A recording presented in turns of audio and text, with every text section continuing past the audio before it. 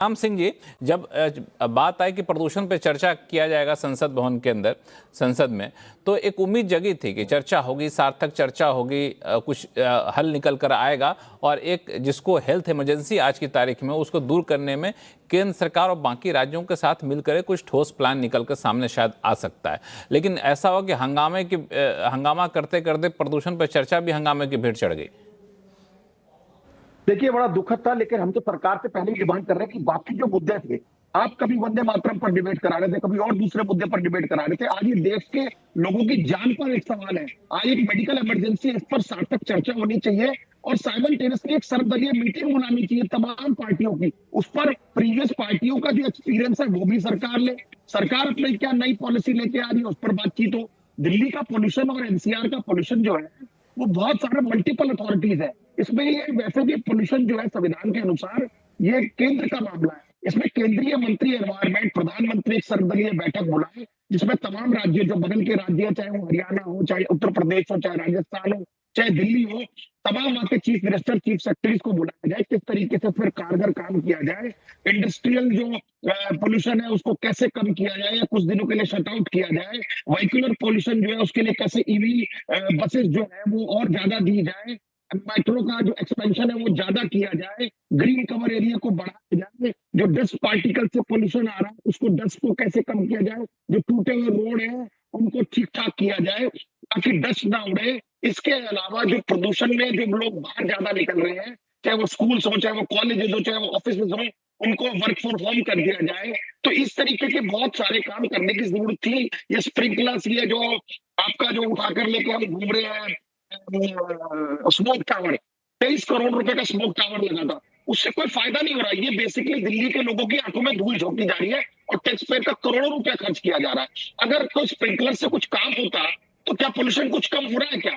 फिर तो ऐसा कीजिए, 2 करोड़ लोगों के हाथ में पिचकारी दे दीजिए, लोग अपने उसे ये स्प्रिंकल करेंगे और प्रदूषण नीचे बैठ जाएगा, 2 करोड़ लोग जब आएंगे।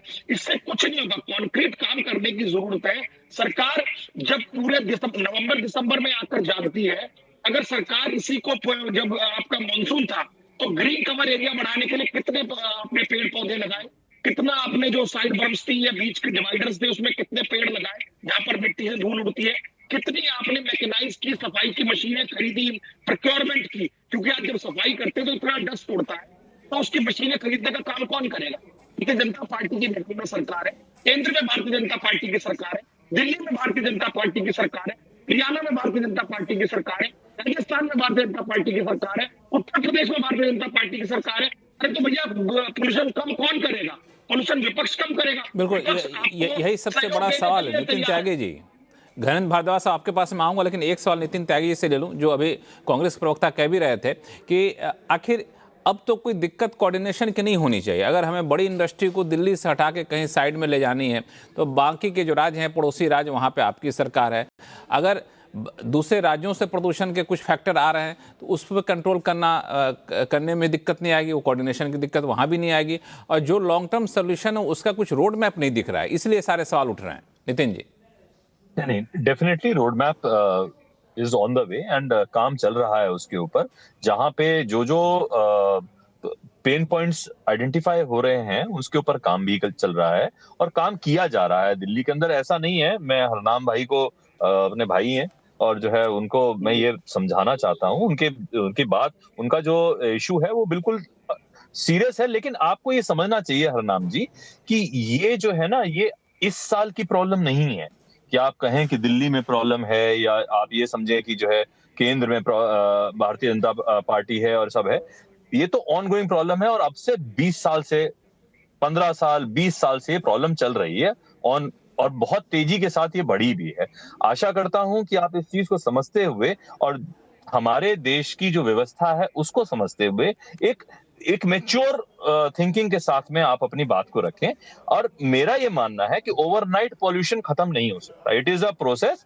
आप अगर पेड़ लगाने की बात करें तो एक पेड़ माँ के नाम का इतना हिट इस बार प्रधानमंत्री जी का कार्यक्रम गया, जिसमें करोड़ों पेड़ पूरे के पूरे देश में लगाए गए हैं।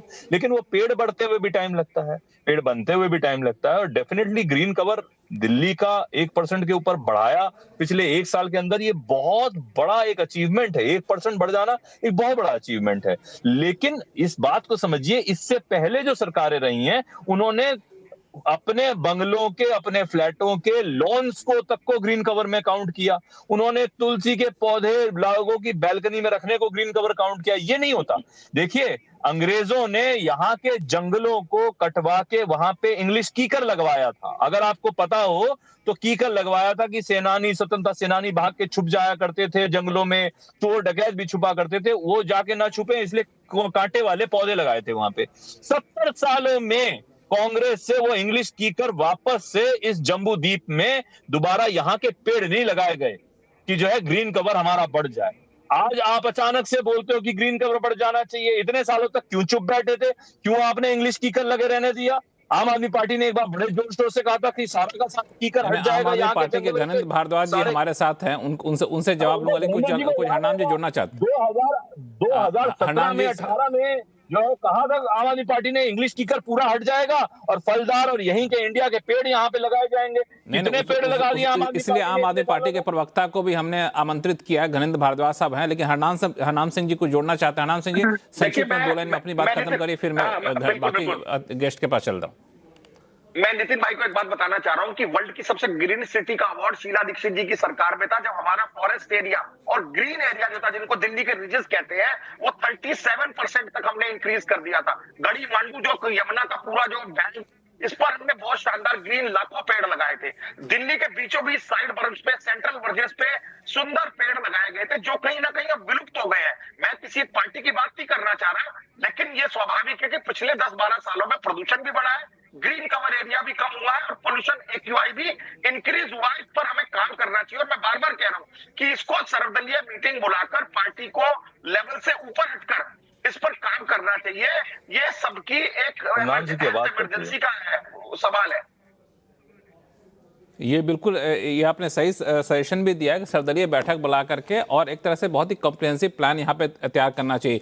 इसमें प्लान में होना क्या चाहिए? देवी गोयनका साहब और अंकुर बंसल साहब आपके पास आऊँगा, लेकिन घनंद भारद्वाज साहब को परिचर्चा में जोड़ लेते। घनंद जी, बार बार तीर जो है आप ही की तरफ जा रहा है कि आपकी सरकार रही, लेकिन आपकी सरकार ने कोई ऐसा ठोस प्लान तैयार नहीं किया। उसका नतीजा है कि आज भी प्रदूषण जस के तस है। यह बात सही है कि प्रदूषण को ओवरनाइट तो खत्म कर नहीं सकते हैं? देखिए लक्ष्मण जी, प्रदूषण से बड़ी समस्या जो दिल्ली में चल रही है वो रेखा गुप्ता समस्या है। क्योंकि दिल्ली का दुर्भाग्य ऐसा है कि दिल्ली को ऐसी मुख्यमंत्री मिल गई जिनको AQI और टेम्परेचर एक ही चीज लगती है, जिनको AQI और IQ में फर्क नहीं पड़ता। जो खुद आज से 4 महीने पहले अगस्त में वो उनके मंत्री सिरसा साहब, उनके मंत्री प्रवेश शर्मा जी इंडिया गेट पे जाके सेल्फी ले रहे थे और कह रहे थे हमने दिल्ली का प्रदूषण खत्म कर दिया। ये अपने बड़बोलेपन में निपटे हैं और हमने थोड़ी कहा था कि आपको 9 महीने में खत्म करना है। इन्होंने कहा था कि हमने 4 महीने में दिल्ली का सारा प्रदूषण खत्म कर दिया।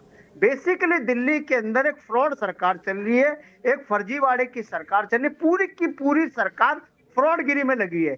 इन्हें प्रदूषण कम करना था, लेकिन प्रदूषण के आंकड़े कम करने में लग गए। स्मोक टावर्स पे जाके पानी छिड़का जा रहा है, जहां AQI सेंसर्स लगे वहां पे जाके पानी का छिड़काव हो रहा है। और ये मैं नहीं कह रहा, ये खुद दिल्ली की मुख्यमंत्री रेखा गुप्ता ने एडमिट करा है कि हम AQI मॉनिटरिंग स्टेशन पे पानी का छिड़काव करते हैं। या AQI मॉनिटरिंग स्टेशन पे जब पानी का छिड़काव करोगे तो आपके जो आंकड़े हैं वो कम होंगे। इन्होंने AQI में ऐसा सेंसर लगा दिया कि AQI 500 से ऊपर जाता ही नहीं है। अगर इनकी सरकार 400 कह रही है, 450 कह रही है, तो समझ लो कि दिल्ली का AQI जो है 1000 से ऊपर है।